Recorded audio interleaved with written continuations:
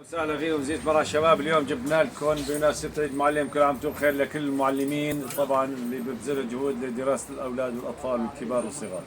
عندنا اليوم هدايا لعيد معلم في 24 تشرين الثاني عيد معلم، بقي كم نهار. طبعا هاي عندنا هيك شيء مثلا مع قلم، وعندنا هيدي مثلا هيك مكتوبة بالتركي، وعندنا هالشغلة هاي. طبعا هدول عم بيصور لكم يا شباب. وهيدي كمان هدي أحلى هدية لعيد المعلم، قلم مغلف جاهز. عندنا هدول هيك بنحطوا منظر كمان كتير حلوة منظر.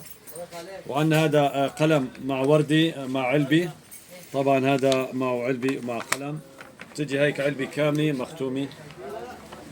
عندنا هدول كمان منظر طبيعي تنحط صمدية للآنسات مثلا، سباحة إلكترونية. وهذا عبارة عن جزء تبارك، هدول كلياتهم. وعندنا هيك مزهرية صغيرة يعني تعبر على الورد، وهيدي كمان ورد. وعندك هيك شيء، وعندنا عطر أفخم العطر طبعا نسائي ورجالي.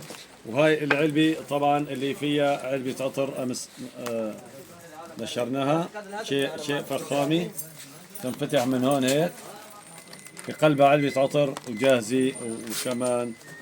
وعندنا هون كاسات كوباتشينو، أحلى كاسات ومزهرية ورد. وأهلا وسهلا فيكم في زينة مرعش، كل عام وانتم ألف